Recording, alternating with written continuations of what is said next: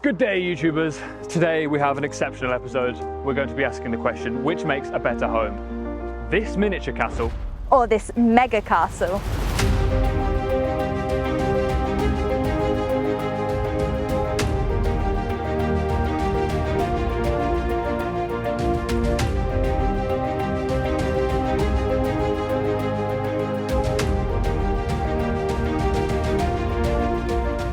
We're starting this video off at Dinton Castle. Now this was originally built as a decorative structure for the owner of Dinton Hall Estate so that he could show off all of his fancy ammonite fossil collections, which you can see throughout the brickwork here. And we're joined today by owner John to ask him exactly what it's like to live in a miniature castle. Hi, I'm John Carver and here I am living at Dinton Castle. I've been here now for a couple of years and this is my new home, which I'm really enjoying living in. So here we are then, coming out of the entrance hall, filled with light. We've got loads of glass there. We're actually stepping down into the kitchen. So we're below ground here. And how characterful is this kitchen? We've got stone absolutely everywhere. You can see the red brick, the beams up above, everything you need from a modern kitchen. And if we come this way, we have the dining table, which also doubles up as where John does a lot of work. And I want to show you guys this clip. So this is John in his microlight doing a flyover and waving at the previous family. How cool is that? There is Sir Wipealot, who... Should we go and check him out? Let's go and check out Sir Wipealot. This is my toilet sense of humour, I'm afraid. But, you know, I saw these were available, these knights in shining armour, and yeah, I thought that's just got to belong here. Now that you've been introduced to Dinton Castle, it's time to go and see Jazz at our mega castle to scope out the competition. Caverswall Castle is a Grade 1 listed 17th century manor house built in a castella style upon the foundations and within the walls of a 13th century castle. Now behind me, the main manor house spans around 19,000 square feet, which is also 1,700 square meters. Today we're going to be taking you inside one of the turrets, which has been perfectly designed for modern self-contained living. So Tom, are you ready to head on over there? Let's do it. Let's go.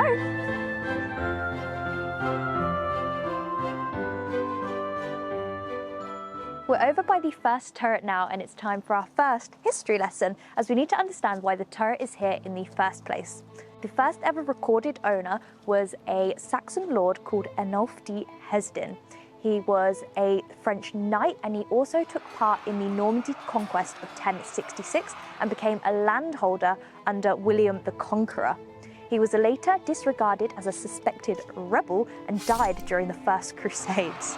Ooh, exactly. The castle was then passed on to Sir William de Caverswall, who in 1275 was granted license to crenellate the grounds, basically meaning he got to fortify the property. And we can see that with the moat on the outside, we've got the curtain wall and the 4 angled turrets. And we're going to take you inside one of those right now. You ready? Let's do it. Let's go.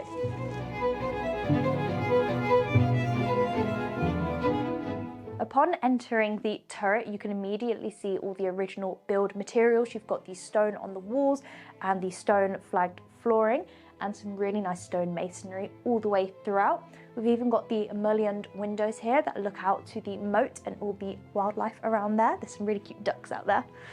And then over here, like I said before, it's great for modern convenience. You've got the kitchen, which comes with a small induction hob, microwave, fridge, tap, everything you need. While we're down here, I also really like the candle lights. It's very reminiscent of a medieval castle. Right, and then here we have this beautiful metallic swiveling staircase, which when I head up, we come up into the bedroom. And wow, that is one impressive bed, Tom. Look at this. I know, right? That is a castle bed, the traditional wooden 4-poster bed. It looks incredible. We've got more of those mullioned windows throughout, and the ceiling is so characterful with the way it really conforms to that turret shape. I like what they've done with the bathroom as well, Jazz. Oh yeah, should we look in? It's like modern, but still fits the vibe. Yeah, I love how you've got the exposed stone still in the shower. One more thing while we are here, Tom, is these small windows that are lit up from where it would have crumbled originally. Whilst the turrets are available to rent, parts of the main house are also accessible. But first, I want to show you my favourite spot in Dinton Castle. Coming past the knight's armour on the wall, which I know Tom is dying to try on right now. Yeah, a bit of an upgrade from my outfit. Didn't quite have the budget for that today. No, we didn't, and I don't think that will quite fit you either. No. But anyway, we come into my favourite room of the house, which is the lounge. Now you can really see the octagonal shape throughout here. And if you look behind me on the TV, we have a slideshow of photos when the castle was derelict. And it's really great to see how they've kept the integrity of the original building throughout the restoration process. Favourite feature, do you know what? I think it's actually in this very room here, in the living room. It's surrounded by so much character. And one of the things you can do in here, and Airbnb guests love doing this, is to watch the grand designs in this very building on the big screen here on the wall. Because you're able to look around and actually see what they're referring to. If I was living in a huge castle in Scotland, I wouldn't want to heat the entire building, but I can do that really nicely and really easily here.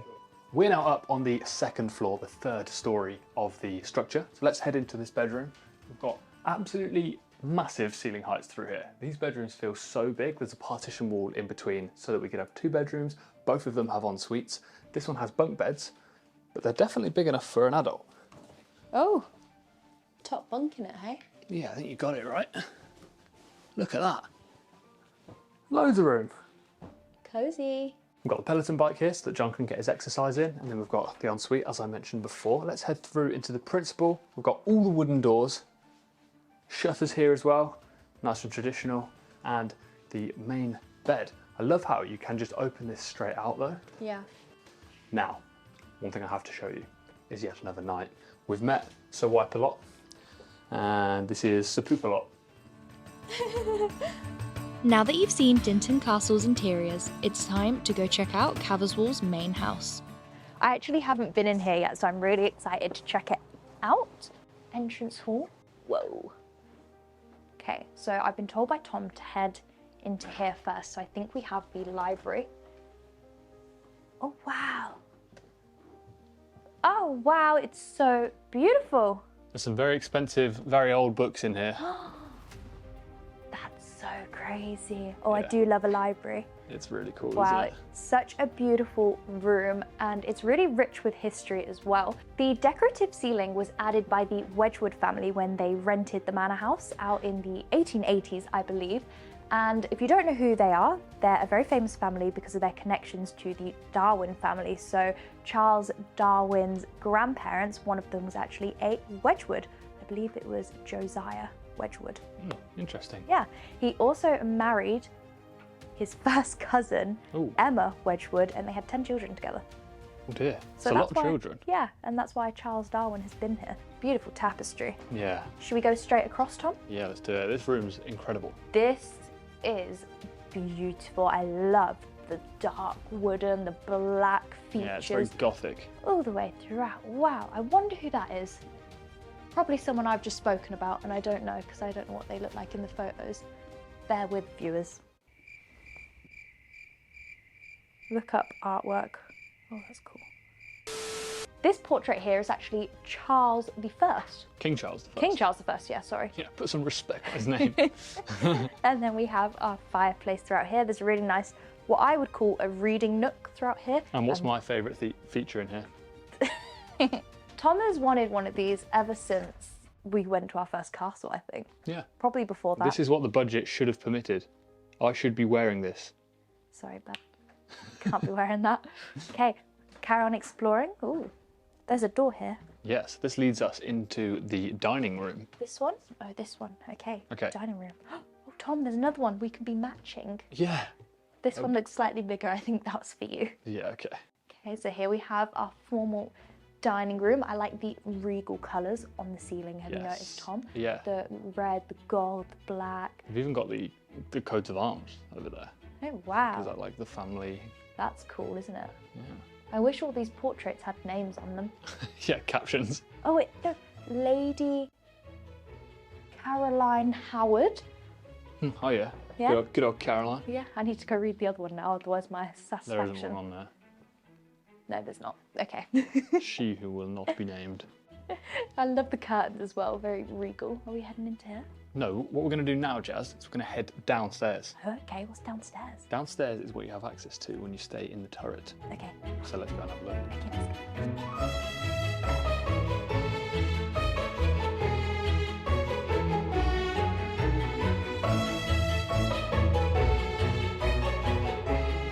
So down here we have 2 lounge spaces that are offered to the guests that are staying in the turrets. I like this one because the fairy lights on the ceilings look like vines that would creep up an old castle wall or something. Yeah. And then we come through, ooh, this way. Oh gosh, it's like a maze. Oh, wow. Look at this chair, Tom. I know, there's 2 of them. Whew. Fit for Arthur and his knights, this Yeah, table. Well, this is maybe like- not round enough. Arthur and the square table. Yeah. It's really interesting to see all these modern renovations throughout. And you might be thinking, why is there a 17th century manor house within a 13th century castle? The story behind it is that it was rebuilt by Matthew Craddock in 1615. And he was the first mayor of Stafford, and he was also a member of Parliament. And he kind of designed this manor in the style of architect Robert Smythson, and it really looks like a beautiful Jacobean style house from the front, doesn't it, Tom? Yeah. Stunning with the symmetry. Oof. Okay, but we're carrying on. Oh, we're in a tunnel. I love all like the chips at the wall. It all feels so characterful. Oh my gosh. You don't really expect to find this in a 17th century manor house, do you? Yeah, the dukey. The Not the full- dukey, the fruity, sorry. Yeah, the fruity. I like the moodiness throughout these rooms. It is really reminiscent of a medieval castle, like I've said before, but you've still got a lot of modern convenience and amenities that would make your stay here really enjoyable, which reminds me, if you are interested in staying here, we are going to link the Airbnb link in the description down below. I think the fruit machine in Caverswall might have tipped the scales in its favour, but we can't decide just yet because I hear Dinton has a swing. It's time to explore the castle grounds, so let's see what it has to offer. We've got some incredible views that you can admire from these swings, and we can even see the Rothschilds' estates. Ooh. And built amongst the oak trees, we have this treehouse platform that allows you to see even more views. Before the restoration, we had brambles and nettles everywhere, but now we have 1 acre of pristine lawn space. So now we're up on the roof terrace at the top of the castle. I am the king of the castle right now. Can't see any dirty rascals, but what we can see is the views all around us. We've got a lot of trees. I wonder what the view would be like from the mega castle right now. The castle has been home to so many interesting people. In 1811, it was used as a nunnery. Then in 1933, the Sisters of the Holy Ghost resided here, and they passed it on to another convent in 1977, I believe. And since then, it was sold in numerous different lots. And also, property tycoon Robin McDonald bought the property for £1.7 million in 2016 and spent £1 million renovating it. The last time it was sold was in 2021 at an undisclosed price.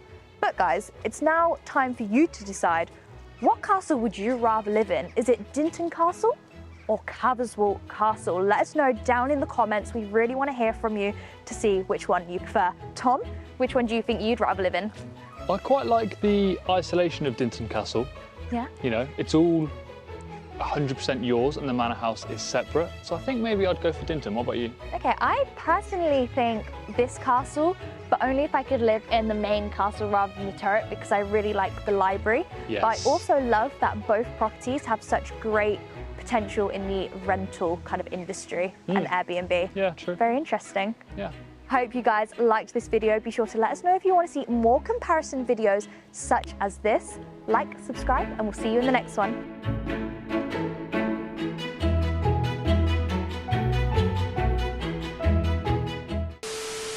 He's also a French knight. He was also a French knight. Yes. Okay. Can I go from there? Caroslate. Crenolate. Crenolate. Okay. What's going on? There was a spider attached to it. This miniature castle, I nearly broke that sword then. Now, I wanted a suit of armour for this video, but apparently spending £1,000 on a lunk of metal wasn't a good investment.